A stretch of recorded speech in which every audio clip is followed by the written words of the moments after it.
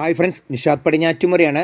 ദേശീയപാത 66 വികസന പ്രവർത്തനങ്ങളുടെ പുതിയ വീഡിയോയിലേക്ക് നിങ്ങൾക്ക് ഏവർക്കും സ്വാഗതം. അങ്ങനെ നമ്മൾ തൃശ്ശൂർ ജില്ലയിലെ മുഴുവൻ ബൈപ്പാസുകളും കണ്ടു കഴിഞ്ഞ് ഇപ്പോൾ നമ്മൾ എറണാകുളം ജില്ലയിലേക്ക് എത്തിയിരിക്കുകയാണ്. കൊടുങ്ങല്ലൂർ മുതൽ ഇടപ്പള്ളി വരെയുള്ള എറണാകുളം റീച്ചിൻ്റെ വിശേഷങ്ങളാണ് നമ്മളിന്ന് കാണാൻ പോകുന്നത്.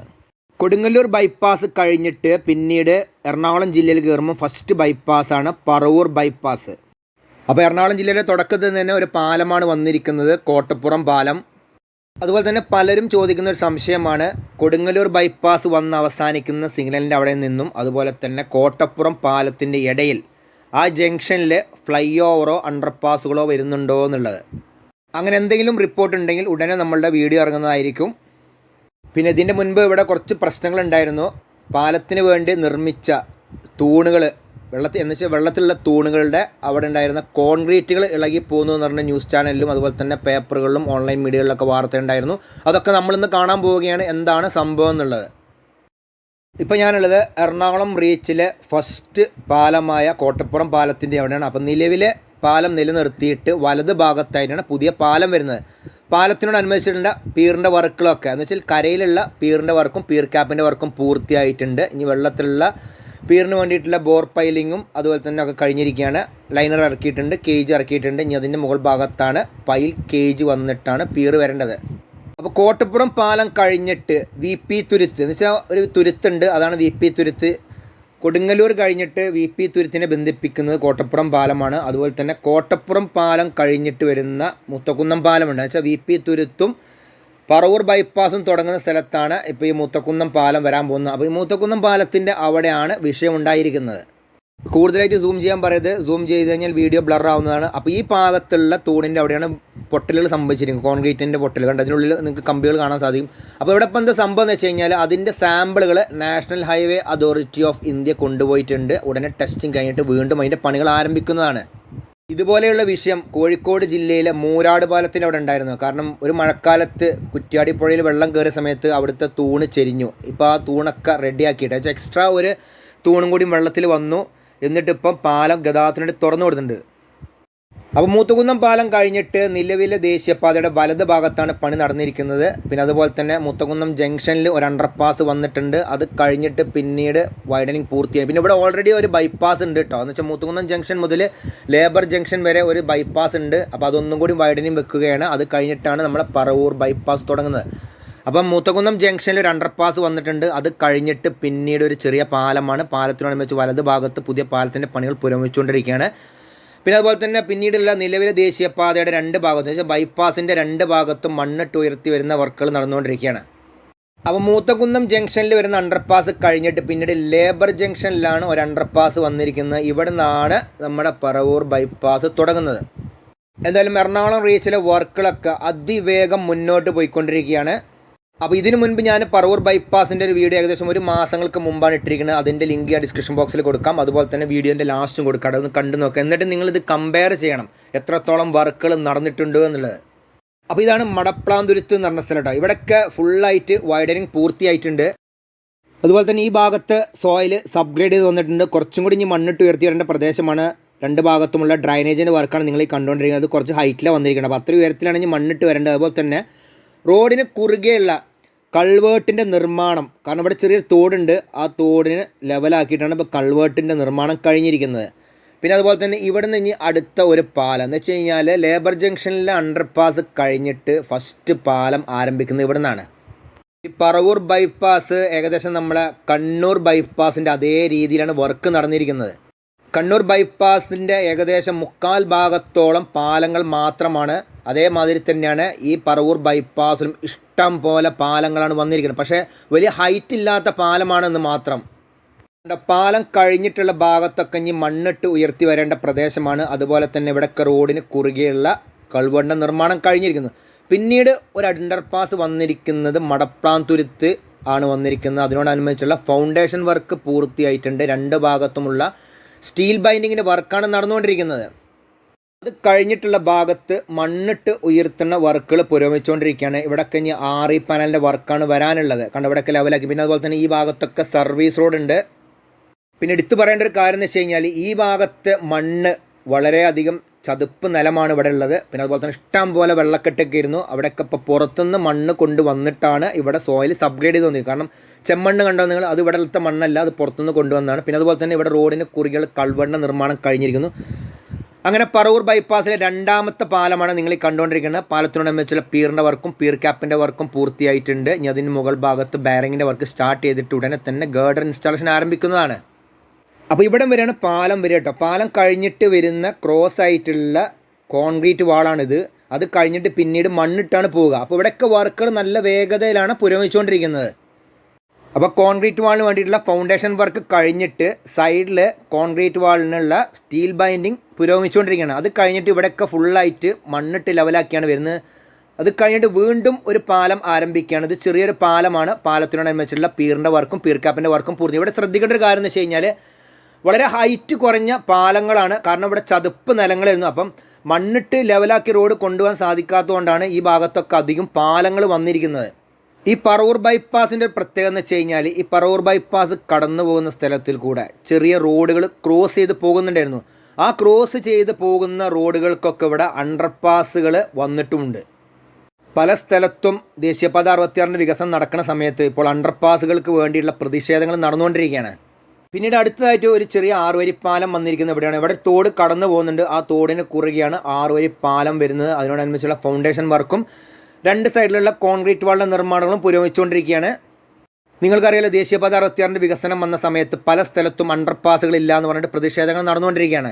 ചില സ്ഥലങ്ങളിൽ പ്രതിഷേധങ്ങളൊക്കെ വിജയിച്ചിട്ടുണ്ട്. കാരണം അവിടുത്തെ മന്ത്രിമാരും അതുപോലെ തന്നെ ജനപ്രതിനിധികളും എല്ലാവരും ഇടപെട്ടിട്ട് അതിൻ്റെ കറക്റ്റ് ടൈമിൽ ഇടപെട്ടിട്ട് അത് നേടിയെടുത്തിട്ടുണ്ട്. പക്ഷേ ഇപ്പോഴും പല സ്ഥലത്തും നേടിയെടുക്കാൻ സാധിക്കാതെ നിൽക്കുകയാണ്. അതെന്താണെന്ന് വെച്ച് കഴിഞ്ഞാൽ കറക്റ്റായ ഇടപെടലുകൾ ഇല്ലാത്തത് മൂലമാണ്. ഇപ്പോൾ എടുത്തു പറയേണ്ട ഒരു കാര്യം എന്ന് വെച്ച് കഴിഞ്ഞാൽ മലപ്പുറം ജില്ലയിലെ രണ്ടത്താണിയിൽ ഭയങ്കരമായിട്ട് പ്രശ്നം നടന്നുകൊണ്ടിരിക്കുകയാണ്. അവിടെ ഒരു കൾവേർട്ട് ഇപ്പോൾ അവിടുത്തെ നാട്ടുകാർ ഒരു അണ്ടർപാസ് ആയിട്ട് ഉപയോഗിച്ചുകൊണ്ടിരിക്കുകയാണ്. അതുപോലെ തന്നെ പറവൂർ ബൈപ്പാസിലെ അടുത്ത അണ്ടർപാസിൻ്റെ പണികളൊക്കെ പൂർത്തിയായിട്ടുണ്ട്. അണ്ടർപാസ് കഴിഞ്ഞിട്ട് മണ്ണിട്ട് ഉയർത്തി വരേണ്ട പ്രദേശം ഇവിടെ വരെ ഉണ്ട്. അപ്പോൾ അതിനോടനുബന്ധിച്ചിട്ടുള്ള കോൺക്രീറ്റ് വാൾ നിർമ്മാണം നടന്നിരിക്കുകയാണ്. പിന്നെ അതുപോലെ തന്നെ ഇവിടെ ഒരു തോടുണ്ട്. തോടിന് കുറുകെയുള്ള കൾവേർട്ടിൻ്റെ നിർമ്മാണം പുരോഗമിച്ചുകൊണ്ടിരിക്കുകയാണ്. അപ്പോൾ ഈ പ്രദേശത്താണ് 2 അണ്ടർപാസുകൾ അടുപ്പിച്ച് വന്നിരിക്കുന്നത്. കണ്ടോ, നേരത്തെ കണ്ട അണ്ടർപാസും പിന്നെ അത് കഴിഞ്ഞിട്ട് അണ്ടർപാസും വന്നിരിക്കുന്നു. രണ്ടിൻ്റെയും പണികൾ പൂർത്തിയായിട്ടുണ്ട്. അപ്പോൾ ഇവിടം വരെ ഫുള്ളായിട്ട് മണ്ണിട്ട് ഉയർത്തിയിട്ടാണ് വരിക കേട്ടോ. അത് കഴിഞ്ഞിട്ട് പിന്നീട് അങ്ങോട്ട് ഫുള്ളായിട്ട് മണ്ണിട്ട് ഉയർത്തി ആറിപ്പാലിൻ്റെ വർക്കൊക്കെ നടക്കാനുള്ളതാണ്. അതിനോടനുബന്ധിച്ചുള്ള കോൺക്രീറ്റ് വാളിൻ്റെ നിർമ്മാണം നടന്നിട്ടുണ്ട്. അപ്പോൾ ഈ അണ്ടർപാസ് കഴിഞ്ഞ് കുറച്ച് ദൂരം കഴിഞ്ഞാൽ വീണ്ടും ഒരു വലിയ തോടുണ്ട്. ആ തോടിന് കുറുകെയുള്ള പാലത്തിൻ്റെ നിർമ്മാണം നടന്നുകൊണ്ടിരിക്കുകയാണ്. കണ്ടോ, അവിടെയൊക്കെ 2 ഭാഗത്തും കോൺക്രീറ്റ് നിർമ്മാണം കഴിഞ്ഞിരിക്കുന്നു. ഒരു ഭാഗത്ത് മുകൾ ഭാഗത്ത് കാസ്റ്റിങ്ങിന് വേണ്ടിയിട്ടുള്ള ഷട്ടറിങ് നടന്നുകൊണ്ടിരിക്കുകയാണ്. പിന്നീട് ഇവിടുന്ന് കുറച്ച് ദൂരം മാത്രമേ മണ്ണിട്ട് ലെവലാക്കി വരേണ്ട ആവശ്യമുള്ളൂ. പിന്നീട് അങ്ങോട്ട് ഫുള്ളായിട്ട് നിരപ്പായ സ്ഥലമാണ്. പറവൂർ ബൈപ്പാസിൻ്റെ ഫസ്റ്റ് വീഡിയോ നിങ്ങൾ കണ്ടാൽ ഇങ്ങനെ ഒരു റോഡ് ഇവിടെ വരുമെന്ന് നിങ്ങൾക്ക് മനസ്സിലാവും. കാരണം അത്രയധികം ചതുപ്പ് നിലങ്ങളാണ്. ഓരോ ഭാഗത്തും കുഴിക്കണ സമയത്ത് ചളിവെള്ളമാണ് ഇവിടെ പുറത്ത് വന്നിരുന്നത്. അതുപോലെ തന്നെ ഇപ്പോൾ നമ്മൾ ലേബർ ജംഗ്ഷനോട് കടന്നു കഴിഞ്ഞാൽ ഏകദേശം ഇവിടം വരെയാണ് പാലങ്ങൾ വന്നിരിക്കുന്നത് കേട്ടോ. ഇത് കഴിഞ്ഞിട്ട് പാലങ്ങളുണ്ട്, പക്ഷേ അടുപ്പിച്ച് പാലങ്ങൾ വന്ന പ്രദേശം ഇവിടം വരെയാണ്.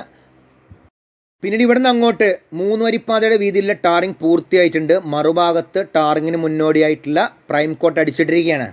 അതുകൂടാതെ ഇവിടെയൊക്കെ സെൻട്രൽ ഡിവൈഡറിൻ്റെ വർക്ക് കഴിഞ്ഞിരിക്കുന്നു. ഇവിടെ ഡിവൈഡറായിട്ട് ഉപയോഗിച്ചിരിക്കുന്നത് പ്രീകാസ്റ്റ് ചെയ്ത ന്യൂ ജേഴ്സി ബാരിയറാണ്.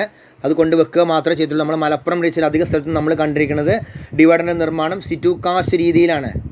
അതുകൂടാതെ ഈ ഭാഗത്തൊക്കെ സർവീസ് റോഡിൻ്റെ പണികൾ പൂർത്തിയായിട്ടുണ്ട്. എന്തായാലും വർക്കുകളൊക്കെ നല്ല വേഗതയിലാണ് മുന്നോട്ട് പോയിക്കൊണ്ടിരിക്കുന്നത്. കഴിഞ്ഞ പ്രാവശ്യം ഞാൻ ഈ ഭാഗത്ത് വന്ന സമയത്തൊക്കെ ഇവിടെ സോയിൽ അപ്ഗ്രേഡ് ചെയ്യുന്ന വർക്കാണ് നടന്നുകൊണ്ടിരിക്കുന്നത്. പിന്നെ അതുപോലെ തന്നെ റോഡിന് കുറുകെയുള്ള കൾവേർട്ടിൻ്റെ നിർമ്മാണം നടന്നുകൊണ്ടിരിക്കുകയായിരുന്നു.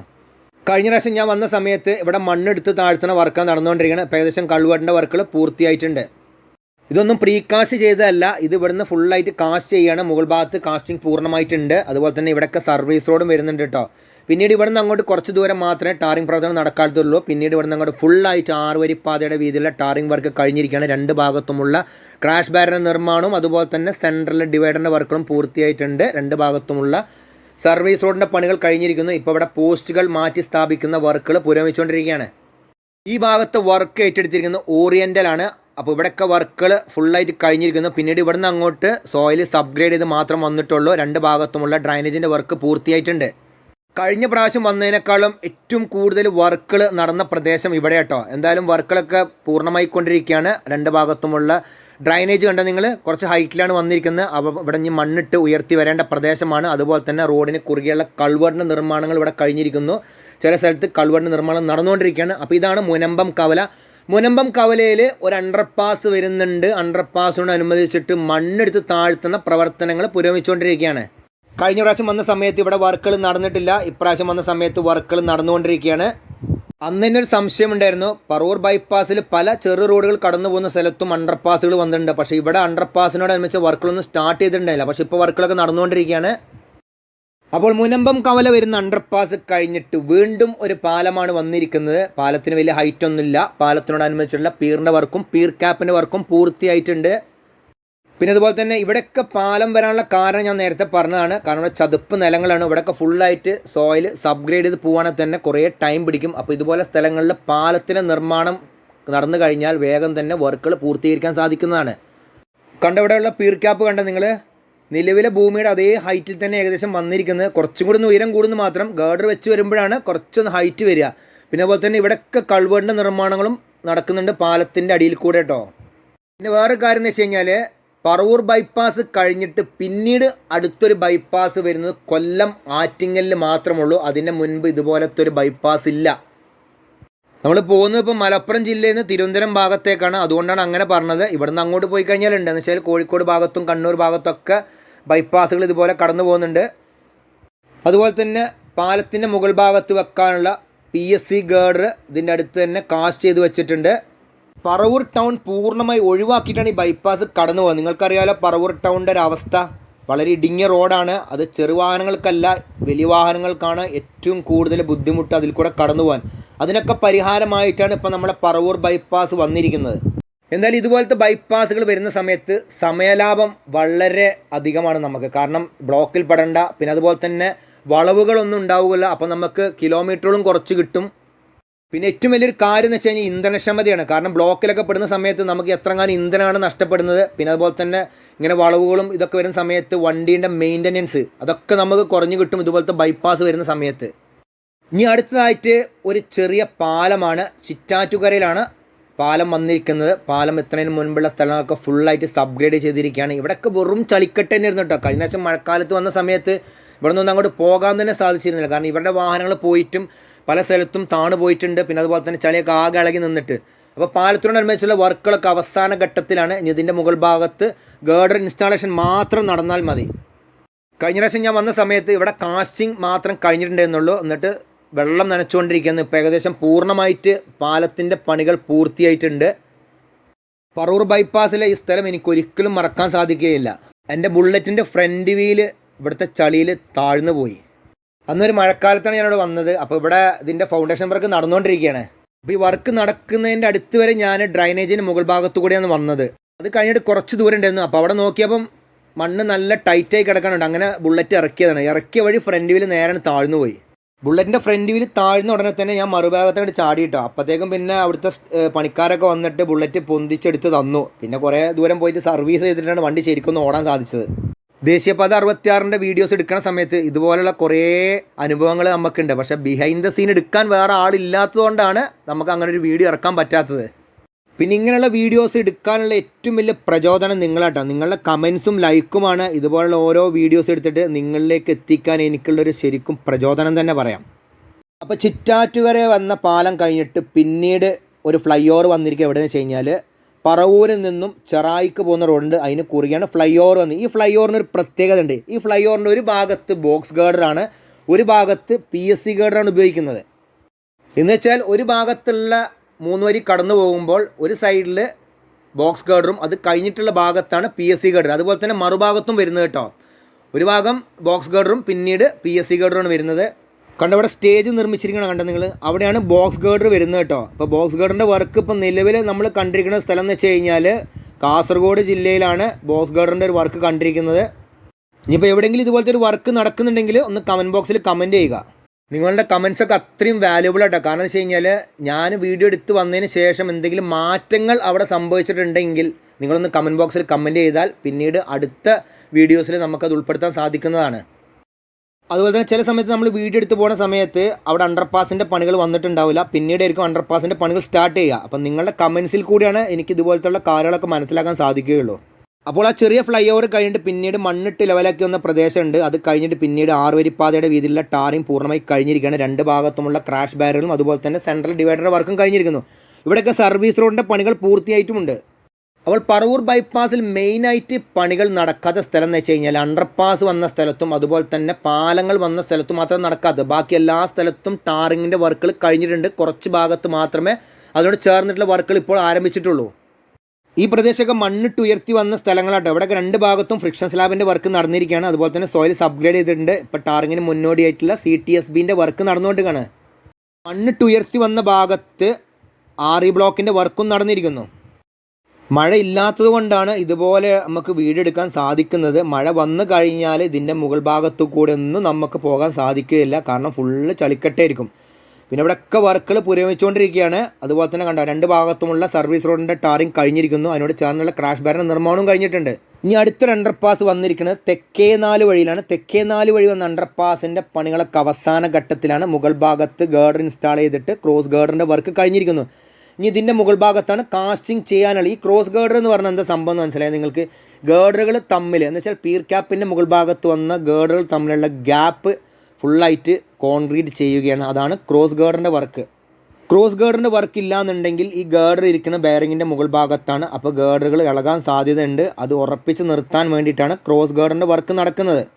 അപ്പോൾ തെക്കേനാല് വഴി അണ്ടർപാസിനനുസരിച്ച് മണ്ണിട്ട് ഉയർത്തി വരുന്ന പ്രവർത്തനങ്ങൾ പുരോഗമിച്ചുകൊണ്ടിരിക്കുകയാണ്. ഇവിടെ RE ബ്ലോക്കിൻ്റെ വർക്ക് നടക്കുന്നുണ്ട്. അതുപോലെ തന്നെ 2 ഭാഗത്തുമുള്ള സർവീസ് റോഡിൻ്റെ വർക്ക് കഴിഞ്ഞിരിക്കുന്നു. ഡ്രൈനേജ് നോക്കിയാൽ നിങ്ങൾ പൂർണ്ണമായി വർക്ക് കഴിഞ്ഞിരിക്കുക കേട്ടോ. അതുപോലെ തന്നെ അണ്ടർപാസിനനുസരിച്ച് മണ്ണിട്ട് ഉയർത്തി വന്ന പ്രദേശം കഴിഞ്ഞ് ടാറിംഗ് വർക്ക് ആരംഭിച്ച സ്ഥലത്തൊക്കെ ഫുള്ളായിട്ട് ഫ്രിക്ഷൻ സ്ലാബിൻ്റെ വർക്ക് കഴിഞ്ഞിരിക്കുന്നു. അപ്പോൾ തെക്കേനാല് വഴി അണ്ടർപാസ് കഴിഞ്ഞിട്ട് ഇത്രയും ഭാഗമാണ് ഇനി വർക്ക് നടക്കാനുള്ളത്. കുറച്ചുകൂടി മണ്ണിട്ട് ഉയർത്തി വരേണ്ട പ്രദേശമാണ് ഇവിടെ. പിന്നീട് ഇവിടെ നിന്ന് അങ്ങോട്ട് ഫുള്ളായിട്ട് 6 വരിപ്പാതയുടെ വീതിയിലുള്ള ടാറിംഗ് കഴിഞ്ഞിരിക്കുകയാണ്. 1 മാസം കൊണ്ടാണ് പറവൂർ ബൈപ്പാസിൽ ഇത്രയും അധികം മാറ്റങ്ങൾ സംഭവിച്ചിരിക്കുന്നത്. വളരെ വേഗതയിലാണ് ഈ ഭാഗത്തുള്ള വർക്കുകൾ നടന്നുകൊണ്ടിരിക്കുന്നത്. പിന്നീട് ഇനി ഒരു അണ്ടർപാസ് വരുന്നുണ്ട്. അണ്ടർപാസിനനുസരിച്ചിട്ട് ഇവിടുന്ന് ഫുള്ളായിട്ട് മണ്ണിട്ട് ഉയർത്തി വന്നുകൊണ്ടിരിക്കുകയാണ്. അതുപോലെ തന്നെ ഇവിടെ RE ബ്ലോക്കിൻ്റെ വർക്ക് ആരംഭിച്ചിട്ടുണ്ട്. സർവീസ് റോഡിൻ്റെ പണികൾ പൂർത്തിയായിട്ടുണ്ട്. അപ്പോൾ അങ്ങനെ നമ്മൾ പറവൂർ ബൈപ്പാസിൽ അവസാനത്തെ അണ്ടർപാസിനോട് എത്തിയിരിക്കുന്നത്. അവസാനത്തെ അണ്ടർപാസ് വന്നിരിക്കുന്നത് വഴിക്കുളങ്ങരയിലാണ്. മൂത്തകുന്നം ജംഗ്ഷൻ്റെ അവിടുന്ന് തുടങ്ങുന്ന പറവൂർ ബൈപ്പാസ് വന്ന് അവസാനിക്കുന്ന വഴിക്കുളങ്ങരയാണ് ഇത് കേട്ടോ. അപ്പോൾ ഇതോട് കൂടിയിട്ട് പറവൂർ ബൈപ്പാസിൻ്റെ ലാസ്റ്റ് എൻഡാണ്. ഇവിടെ അണ്ടർപാസിനനുസരിച്ചിട്ട് പീറിൻ്റെ വർക്കും പീർ ക്യാപ്പിൻ്റെ വർക്കുമാണ് കഴിഞ്ഞിരിക്കുന്നത്. പറവൂർ ബൈപ്പാസിൽ ആകെ ഒരു സ്ഥലത്ത് മാത്രമേ ഗേർഡർ ഇൻസ്റ്റാളേഷൻ കഴിഞ്ഞിട്ടുള്ളൂ. അത് തെക്കേനാല് വഴിയിലാണ്. അണ്ടർപാസിനനുസരിച്ചിട്ട് മണ്ണിട്ട് ഉയർത്താൻ വേണ്ടിയിട്ട് RE ബ്ലോക്കിൻ്റെ വർക്കൊക്കെ നടന്നുകൊണ്ടിരിക്കുകയാണ്. പിന്നെ അതുപോലെ തന്നെ ഇവിടെയൊക്കെ സിമൻറ്റ് ട്രീറ്റഡ് സബ് ബേസിൻ്റെ വർക്ക് കഴിഞ്ഞിട്ടുണ്ട്. സർവീസ് റോഡിനോട് ചേർന്നിട്ട് ഡ്രൈനേജിൻ്റെ വർക്ക് പൂർത്തിയായിട്ടുണ്ട്. അപ്പോൾ ഞാൻ ഡ്രൈനേജിൻ്റെ മുകൾ ഭാഗത്തുകൂടെ പോയിക്കൊണ്ടിരിക്കുന്നത്. ഇതേമാതിരി ഞാൻ ചിറ്റാറ്റുകരയിൽ വന്നിരുന്നത്. പിന്നീടാണ് നേരെ ചളിയിൽ പോയി ചാടിയത്. അപ്പോൾ ഇവിടെ വന്നിട്ടാണ് പറവൂർ ബൈപ്പാസ് നിലവിലെ ദേശീയപാതയിൽ വന്ന് കയറുന്നത്. ഇത് കഴിഞ്ഞിട്ട് പിന്നീട് ഒരു ചെറിയൊരു ബൈപ്പാസും കൂടി ഉണ്ട്, ചെറിയപള്ളി വള്ളുവള്ളി ബൈപ്പാസ്. അത് നമുക്ക് അടുത്ത വീഡിയോയിൽ കാണാം. അപ്പോൾ ഇതൊക്കെയാണ് ദേശീയപാത 66 പറവൂർ ബൈപ്പാസിൻ്റെ വിശേഷങ്ങൾ. ഈ വീഡിയോ നിങ്ങൾക്ക് ഇഷ്ടപ്പെട്ടാൽ നിങ്ങൾ മറ്റുള്ളവർക്ക് മാക്സിമം ഷെയർ ചെയ്ത് കൊടുക്കുക, ലൈക്ക് ചെയ്യുക, കമൻറ്റ് എഴുതാനും മറക്കരുത്. അപ്പോൾ പുതിയൊരു പുത്തൻ വീഡിയോ ആയിട്ട് വരുന്നവരെ നിങ്ങളോട് എല്ലാവരോടും ബൈ.